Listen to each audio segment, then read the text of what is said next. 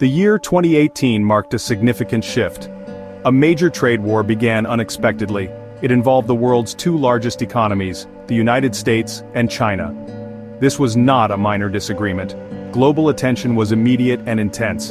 Billions of dollars were suddenly on the line. The stakes were incredibly high for everyone involved.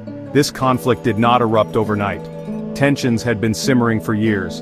However, 2018 saw direct, large-scale action. The Trump administration took a bold stance. They aimed to reshape global trade dynamics. China, a rising economic power, was central. The world watched, bracing for impact. Uncertainty became the new global norm. The term trade war filled headlines. It signified a serious economic confrontation. This wasn't about small adjustments. It was about fundamental economic structures. How nations trade, innovate, and compete. The implications went far beyond economics. They touched geopolitics and international relations. A new chapter in global affairs had begun. Many wondered about the ultimate outcome. Would this lead to fairer trade, or would it damage the global economy? Businesses scrambled to understand the risks. Governments worldwide monitored the situation closely. The initial moves were just the beginning. A complex and prolonged struggle was unfolding. Its effects are still felt today.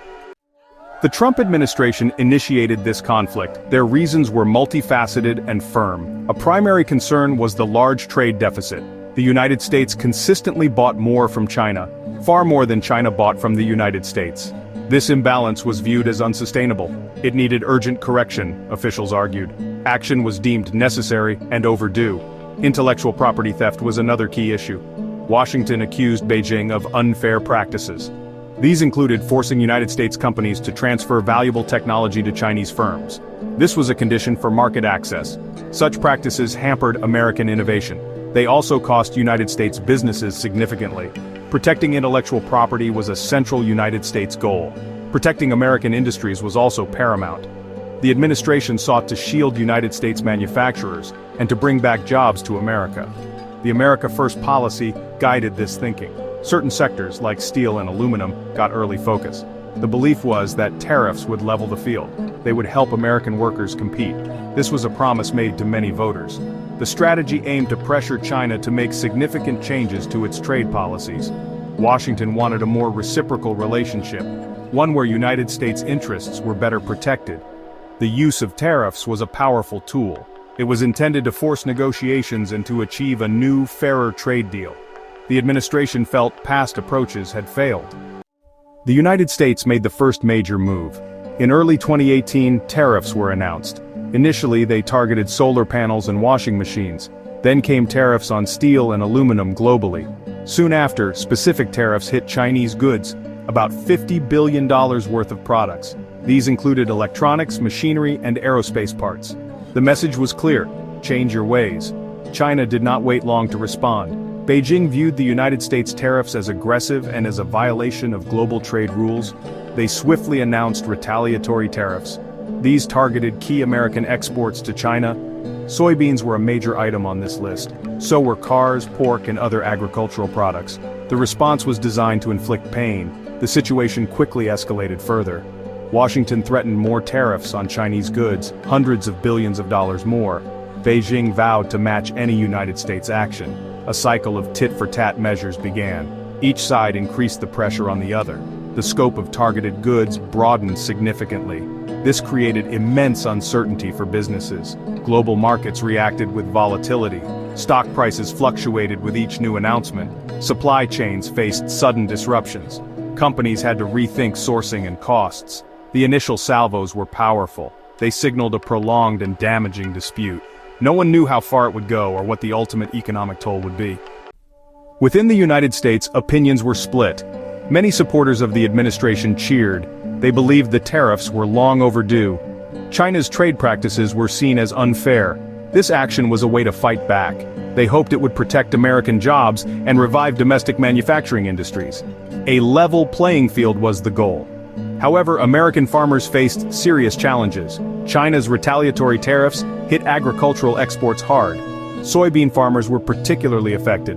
Their largest export market suddenly shrank, and prices for their crops plummeted quickly. Many farmers, initially supportive, grew worried. The government offered aid packages, but the long-term damage was a concern. American factories and businesses also felt effects. Some manufacturers hoped for reduced foreign competition. Others relied on imported Chinese components. Tariffs made these components more expensive, and this increased their production costs. Some companies considered moving operations, or they passed on costs to consumers. The impact was complex and varied. Economists and policymakers debated the strategy. Was this the right way to address concerns? Critics argued tariffs hurt American consumers. They also damaged relationships with allies, and they disrupted established global supply chains. Supporters maintained that short-term pain was necessary for long-term gain. The debate over costs versus benefits raged on. Beijing viewed the U.S. tariffs critically. They saw them as a form of economic bullying and an attack on China's development. China's official stance was one of firm opposition. They accused the U.S. of unilateralism and of undermining the global trading system. Retaliation was presented as a necessary defense of its national interests and dignity. China's countermeasures were carefully calibrated. They targeted U.S. goods from states that were politically important to the administration. Beyond tariffs, non-tariff barriers also emerged. These included increased regulatory scrutiny and slower customs clearance for U.S. products. The goal was to maximize pressure on Washington while minimizing damage to China's own economy. More importantly, China accelerated its adaptation.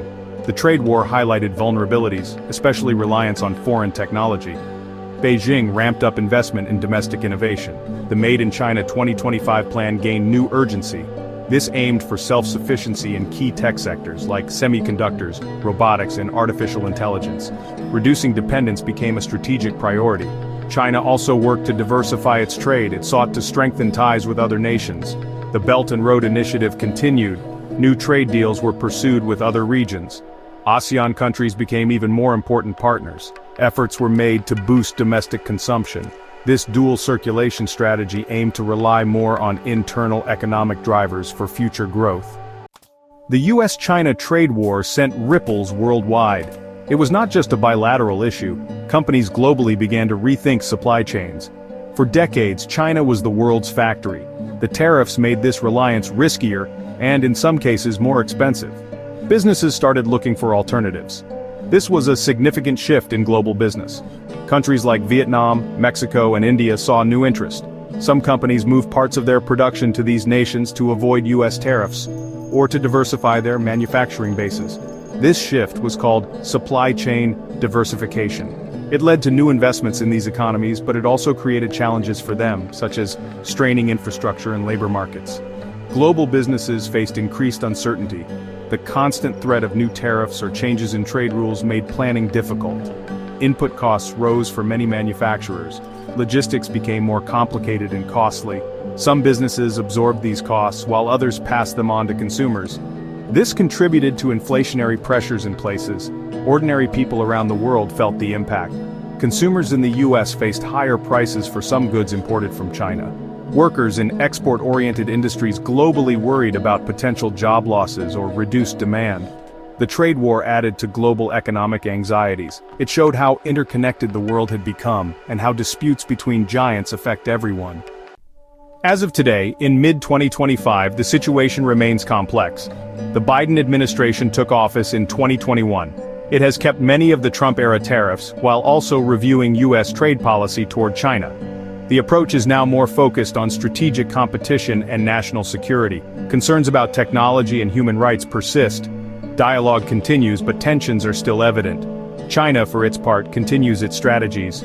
The push for technological self-reliance is strong. Investment in research and development is high. The dual circulation economic model is central. This aims to boost domestic demand while maintaining openness to global trade. China seeks to reduce its vulnerabilities and to solidify its role as a global power. US-China trade relations are in a new phase. It's less about an all-out tariff war now and more about targeted restrictions, especially in high-tech sectors like semiconductors. Both sides are navigating a delicate balance between economic interdependence and strategic rivalry. Finding common ground is challenging, but crucial for global stability and prosperity.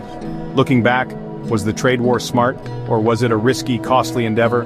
Did it achieve its stated goals for the US? Is China emerging stronger from this period, or is it merely adapting to new pressures? These questions remain subjects of intense debate. The answers will shape the future of global trade and international relations.